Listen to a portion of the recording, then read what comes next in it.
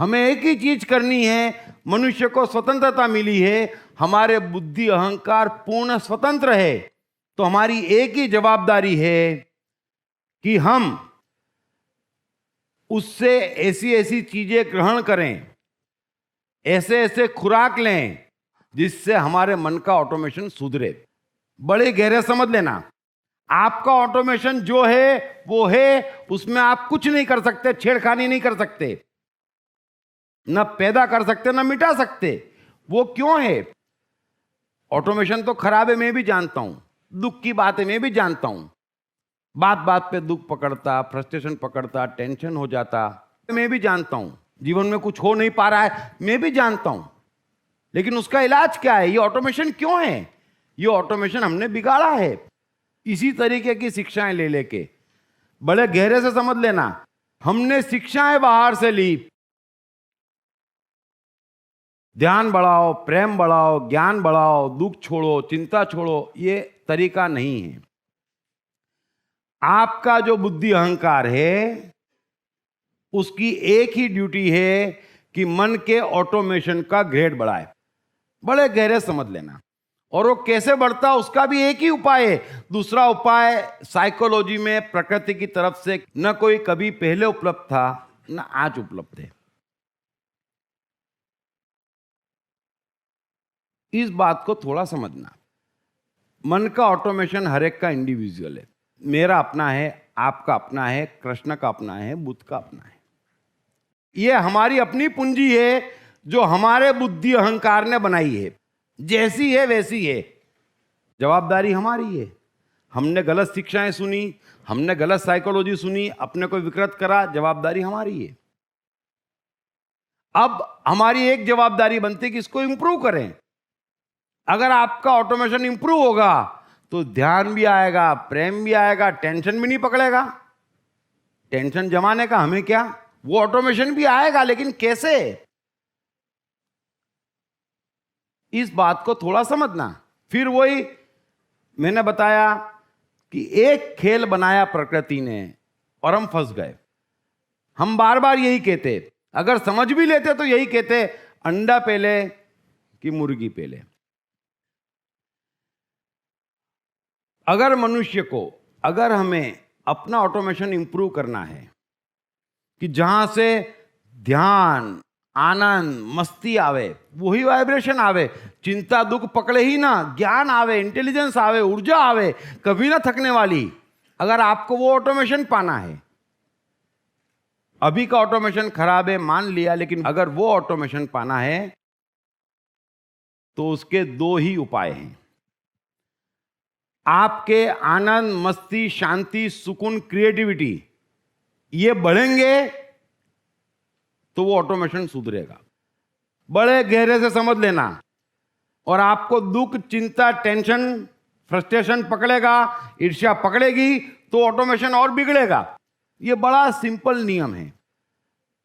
और दुनिया के सारे धर्मों ने जो सच्चे हैं, जिन्होंने सच्ची साइकोलॉजी कही है, उन्होंने एक ही बात की चिंता करी, मनुष्य के आनंद की, उसकी मस्ती की, उसकी शांति की। क्यों? क्योंकि जितना उसके पास आनंद आएगा, जितनी शांति आएगी, जितनी मस्ती आएगी, जितनी क्रिएटिविटी आएगी, जितना ध्यान आएगा, उतना उसका ऑटोमेशन इंप्रूव हो जाएगा। और कुछ नहीं करना है। और जितना दुख, चिंता, ईर्ष्या, टेंशन पकड़ेगा, ऑटोमेशन विकृत हो जाएगा। और विकृत तो फिर इस कदर हो जाता कि बात न बेबात टेंशन पकड़ लेते। कईयों को इस बात का टेंशन होता कि इस समय कोई टेंशन ही नहीं है यार। इस कदर तक बिगड़ सकता है ये ऑटोमेशन।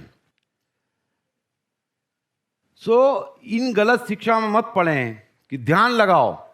और बड़े दुख की बात तब होती जब कहते महावीर बुद्ध ध्यान करते थे। अरे मालिक हो गए संसार के, 24 घंटे ध्यान में है, चाहे जो कर रहे हैं। वो ध्यान क्यों करेंगे? कई लोग कहते कृष्ण गायत्री का जाप करते थे। कृष्ण क्यों करेंगे भाई? थोड़ा इस बात को समझना कि ध्यान क्या है। नो डाउट पूंजी है, ऊर्जा का मेन स्रोत है हमारे मन के लिए, लेकिन ध्यान क्या है?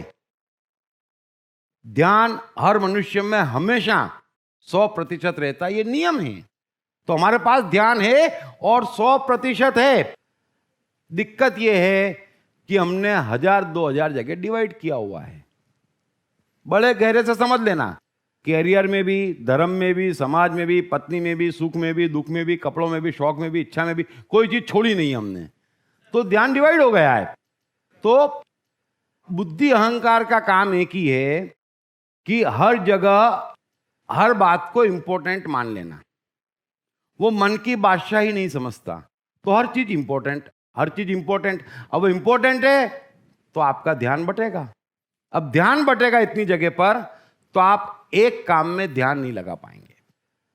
यह सिंपल ध्यान का नियम है। बच्चों का ध्यान लग जाता, बच्चे छोटे से छोटे खिलौने से ध्यान से खेलते, क्यों? क्योंकि उनका ध्यान बहुत जगह डिवाइडेड नहीं है। बड़ा सिंपल लॉ है। उनको मालूम ही नहीं है कि हमारा कुल कौन सा है, हम कौन से खानदान के हैं, कौन सी डिग्री से जीवन बनेगा, कौन से भगवान क्या करते, रखो सब, मैं मस्ती में हूं। अब हम आगे बढ़ते वैसे वैसे बुद्धि अहंकार और बाहर बैठे रहते ताक में, थोड़ा ध्यान इधर दो, थोड़ा इधर दो, थोड़ा इधर दो। हम कहते ले जा ले जा ले जा। मैं आपको सिस्टम बता रहा हूं। दुनिया में जिन्होंने इतिहास रचा, बड़े अच्छे समझ लेना, वो एक इंद्रिय हैं। एडिसन का ध्यान प्रयोग है, चार्ली का ध्यान एक्टिंग है। कोई भी व्यक्ति है वो एक इंद्रिय है जिन्होंने महान कार्य करे। और वो एक इंद्रिय क्यों है? कोई चीज पकड़ के नहीं है, बाकी सब चीज छोड़ के है। बड़े सिंपल साइकोलॉजिकल प्रिंसिपल से समझ लेना। हमको सिखाते कि इसको पकड़ लो। अब 200 चीज के साथ उसको पकड़ने जाएंगे तो छटक जाएगी। तो कोई ये नहीं कहता कि 200 को छोड़ो। मैं आपसे कह रहा हूं सिंपल प्रोसीजर है ध्यान की। आप 200 को छोड़ो, बैठ जाओ अभी। ये क्या? अनरिक्वायर्ड। ये क्या? अनरिक्वायर्ड। आप काट दो तो जो बचेगा वो रिक्वायर्ड। बड़ी सिंपल प्रोसीजर ध्यान की है। तो एक इंद्रिय लोगों ने झंडे गाड़े हैं और सबसे टॉप पे वो लोग होते हैं जिनको हम बुद्ध, महावीर, कृष्ण, क्राइस्ट, कबीर कहते हैं कि जहां बैठे जो करे वो ध्यान है। अब वो ध्यान में बैठे नहीं है, समझ लेना। ध्यान उनका स्वभाव है।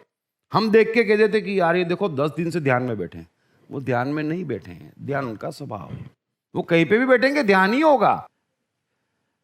आपकी थ्योरी नहीं चलती कि कृष्ण गीता कह रहे हैं तो 100% भगवान, छल कर रहे हैं तो कुछ कमी आ गई। नहीं, वो 100% ही है। ध्यान उनका स्वभाव है। महावीर ऐसा कर रहे हैं तो ध्यान में नहीं, और बुद्ध ऐसा कर रहे हैं तो ध्यान में नहीं, ऐसा नहीं है। तो वो अंतिम ऊंचाई है। खत्म हुआ इंतजार। बेस्ट सेलिंग लेखक दीप त्रिवेदी की बेस्ट सेलिंग किताब मैं कृष्ण हूं के भाग 1, भाग 2 और भाग 3 के बाद अब तैयार हो जाइए द्वारकाधीश कृष्ण के आगे के जीवन की पूरी कहानी जानने के लिए। पढ़िए मैं कृष्ण हूं भाग 4, मेरे राजनीतिक उत्थान की दास्तान, और जानिए कैसे कृष्ण आर्यावर्त की राजनीति का प्रमुख केंद्र बनकर उभरे। द्रौपदी स्वयंवर सफलतापूर्वक निपटाने हेतु कृष्ण को किन किन चुनौतियों का सामना करना पड़ा। पढ़िए मैं कृष्ण हूं भाग 5, मेरे और द्वारका के संघर्षशील दिनों की दास्तान, और जानिए कृष्ण को अपनी ही बहन सुभद्रा का अर्जुन द्वारा क्यों अपहरण करवाना पड़ा। क्या भरी सभा में हुए द्रौपदी चीरहरण के दौरान कृष्ण ने द्रौपदी को अनगिनत साड़ियां दी थी। पढ़िए मैं कृष्ण हूं भाग 6, मेरे जीवन के अंतिम दिन, और जानिए कृष्ण ने महाभारत युद्ध के दौरान पांडवों का ही साथ क्यों दिया था। क्यों कृष्ण की ही प्यारी द्वारका में अधिकांश यादव आपस में लड़कर खत्म हो गए। मैं कृष्ण हूं का चौथा, 5वां और अंतिम 6ठा भाग हिंदी और गुजराती में सिर्फ atmanestore.com पर उपलब्ध है।